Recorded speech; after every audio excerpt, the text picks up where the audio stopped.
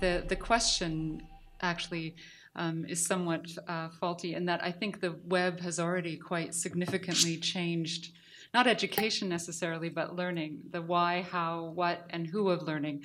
And the focus isn't actually technology, but the focus is, as you say, the social practices and how our society has changed and our education systems need to adapt to those changes. But of course, our formal education systems are very resistant to change. They're actually constructed to resist change, so that they don't respond to political whims, that they're not, that they guard against parochialism, that the ideological well, whether it's Trump or whoever is not going to change what we teach.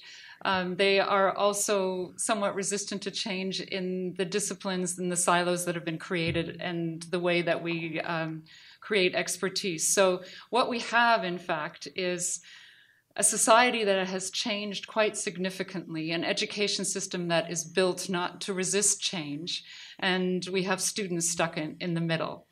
The fundamental outcomes of education are the fundamental assumptions that our education system is built upon and has been constructed for over centuries and centuries is no longer the case. We don't need things, I mean, there's reduced importance to things like, I mean, we used to create human calculators, we used to create human hard drives. How many of you still had to memorize things during your education system? I think there were a few, yeah. And we no longer need to create human worker clones. If you think about it, all of the professions that we can formulaically educate are the ones that are disappearing. And so we need to rethink, what are we teaching? What is the outcome of education? We also need to get rid of the reductionism, because if you think about it, our methods of research, our methods of creating disciplines, our testing, everything was about reducing complexity and creating a way of imparting that knowledge in a reduced format or in a simplified format. So what do we need? We need diverse perspectives, creative and critical thinkers, lifelong learners, as you said, collaborators, not competitors. If you, collaboration at the moment, we still call it cheating, and we punish collaboration of that sort. But if you think about it, once you graduate, you have to collaborate, you have to cheat. And in fact, I think we should be teaching cheating, which is finding. We need navigators of complexity. We do not need reducers of complexity, because the world is complex, it's getting more entangled, it's getting more complex, and we're causing huge risk by not teaching people that complexity is in fact something that we shouldn't be reducing.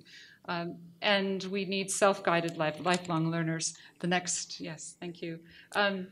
So the future impact is dependent on our interventions in this complex adaptive system within systems. As you say, we can't predict the future, but it is a very complex system. We have technology, we have politics, we have regulation, we have economics, we have families, we have communities, we have media, we have private enterprise, and we have students. And how all of those interact with each other is going to be something that we need to address. So one of the things that will determine the outcome of this complex adaptive system is how we address a few very, very critical wicked problems: trust, privacy, identity, and disparity.